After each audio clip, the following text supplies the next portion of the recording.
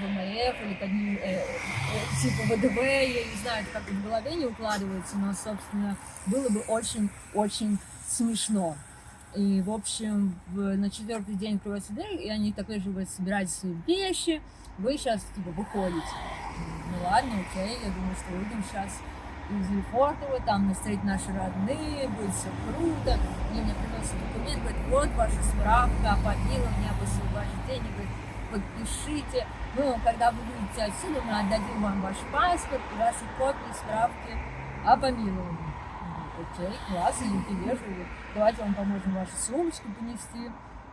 Мы спускаемся в самый низ. И в самом низу стоит примерно 15 таких братков, как мы потом узнали, из отряда Альфа, из спецназа, в балаклавах, просто очень грозных, очень брутальных. И они как бы такие выводят меня из дверей. Я говорю: куда мы идем? А там стоит автобус такой комфортабельный, большой бас. Говорит: давайте, собирайтесь в автобус. Я говорю: слушай, может, я не хочу в автобус? Я хочу своим ходом посидеть. Нет, давай, залезай в автобус. Ну, то есть тут понятно, что как бы тут не предполагается никаких вариантов. Я захожу в автобус, ну, как бы остальные политзаключенные, я с ними сяду, весело поеду. Но я гляжу, что там, да, сидят политзаключенные, но на соседнем кресле от них сидит по братку поэтому. Типа, как бы нет уже предлагается сидеть каких-то анонимных братков, которые даже не хочет представляться. Я начинаю говорить с другими политзаключенными, этот браток начинает на меня орать: будешь пиздеть, в пакете поедешь с наручниками на руках. И нам никто не говорит, куда мы едем, нахуя мы едем, нахрена мы едем. Если честно, вот первые такие мысли были в это, не знаю, жесткое утро, что у нас какой-то расстрел висит вообще. То есть просто других мыслей не было. И когда всех завели, некоторых заводили вот так вот, заламывая руки. Вы понимаете?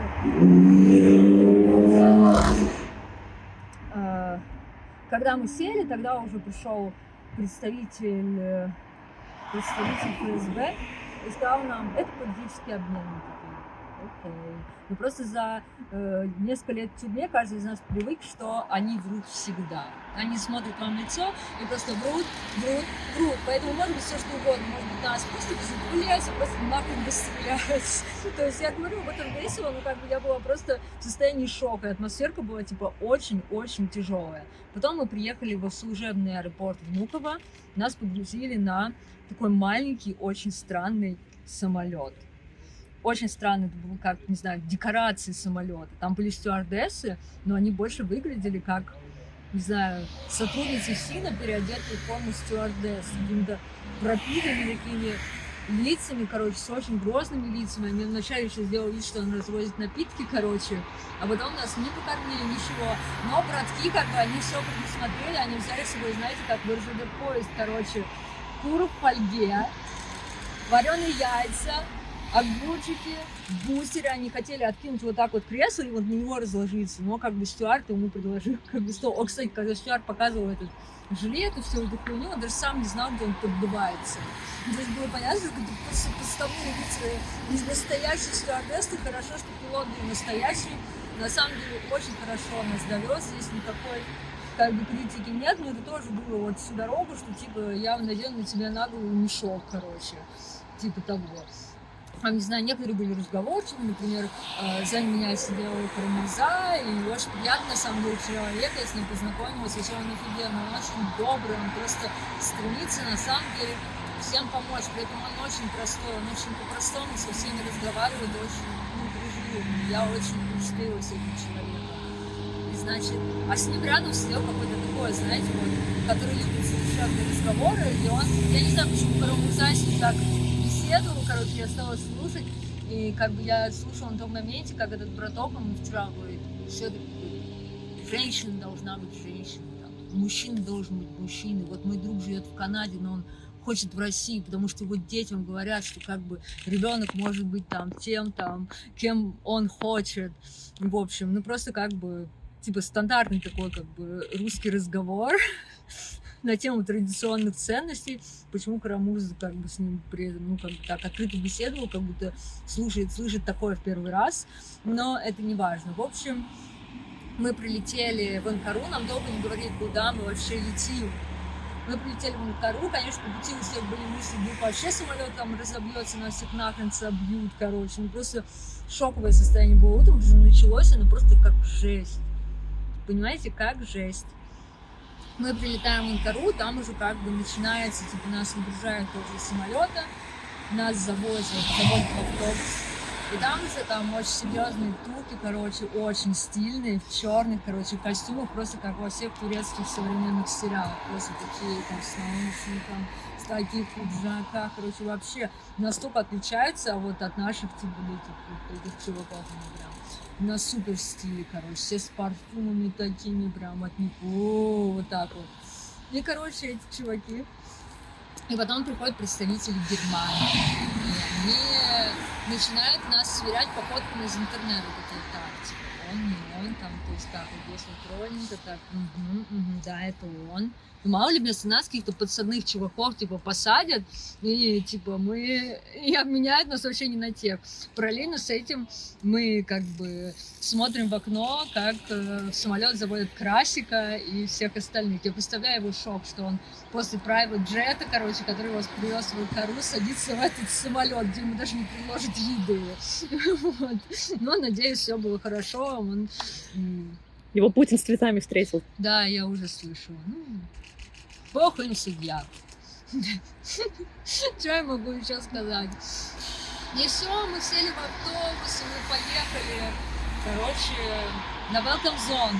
Была welcome зона, короче.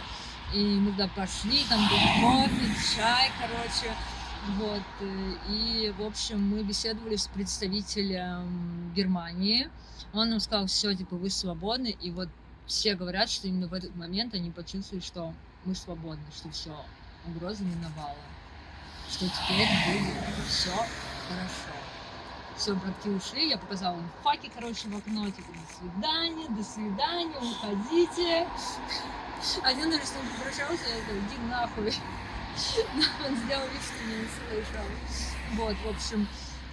И мы сели в автобус, и он нас подвез к private джету. Я в первый раз видела такое, честно, были кресла вообще королевские, там, не знаю, типа, ну, было, короче, очень круто, неимоверно круто. Я, может быть, никогда в жизни больше не полечу на таком самолете, но впечатлений было масса, короче. Мы там очень хорошо поели, очень хорошо выпили кофе. Было просто очень круто. Конечно, все политзаключенные, они представляли эту поездку по-другому, что они там нальют шампанское, короче, что они будут бухать, как бы, начиная как бы с дня. Но этого не случилось. Я очень рада, потому что, ну, сама не люблю пить, и там все было... Ну, ладно, не буду, нет, вы все равно выразите, короче. Вот. Прямо на борту они составляли список политзаключенных, которые как бы с нами не было, а хорошо бы, чтобы они были. Отчасти, ну, как бы разделяю, конечно. И, конечно, это чувство есть. Что я оказалась счастливчиком, а кто-то остался там. И учитывая исторические масштабы этого события, навряд ли оно повторится в ближайшие, может быть, лет 50. Но кто знает. Никто не знает, что будет. В общем, я оказалась на этом месте, я не жалею об этом, не говорю, что я бы с кем-то могла поменяться. Но это было бы проблема. Это было бы проблема, я просто... Мне спасли жизнь. И больше нечего сказать. Это огромная заслуга моей семьи, Сони, моих друзей, газеты «Бумага» и «Медиазоны», которые пиарили меня вообще как могли. Потому что, ну, как бы я не исключительный человек, но моя медиакомпания сделала меня очень громкой и очень исключительной. Это все благодаря вам, моим друзьям, моим любимым, моей маме, которая тоже постоянно за меня боролась. Это все, типа, благодаря этому. Благодаря этому мы как бы вышли на этот уровень, и моя история прозвучала так, что я смогла оказаться в этом самолете. Это просто плод огромных усилий множества людей. И я очень всем благодарна, как вообще никому другому. Вот. И мы прилетели на этом самолете. у меня уже просто, как бы, я была настолько травмирована этим днем, у меня просто уже симптомы такие ПТСР, короче, пошли. Я первый раз испытала дереализацию. То есть вот, знаете, деперсонализация, это когда ты смотришь со стороны и видишь фильм как будто про себя. На самом деле очень многие люди, которые летели, они говорили, блин, мне кажется, что это сон, мне кажется, что это сон, мне кажется, что это не происходит на самом деле. Мне кажется, я сейчас проснусь своей камеры, короче, блин, этого не может быть. Ну, то есть никто как бы не мог поверить всю дорогу, что это происходит. И мне были люди, которые прыгали до потолка от радости. Нет, они были просто потерянные, просто как бы, не знаю, не понимающие ничего люди, которые не улыбались во весь рот, они просто типа, были ошарашены всем, что происходит. Иногда они выглядели даже грустно. Типа, потому что тюрьма как бы нас не отпускала. Например, я не ела как бы с утра, но я сидела в этом джете, они разговаривали про политику, мы летели час или полтора, и я как бы думала, блин, почему нам не предлагают поесть, почему не предлагают поесть, почему не предлагают, а потом я вспоминаю, блин, почему какие-то люди должны предлагать мне поесть. За меня 2,5 года решали, когда я буду есть, что я буду есть, когда я буду гулять, когда я буду звонить, когда я буду вставать, когда я буду спать. Я больше не заключенная, я могу сама решать, когда я хочу есть. Я просто сказала, мне жаль прерывать вашу беседу, ваш разговор, но можно, пожалуйста, поесть. Типа, как это можно осуществить? Сказать, конечно, вот, проходи на кухню, выбирай, что хочешь, вот там салаты, сэндвичи, короче, там нашелся салат, который мне можно, просто огромный. Я его съела, там были удивительные вкусные напитки.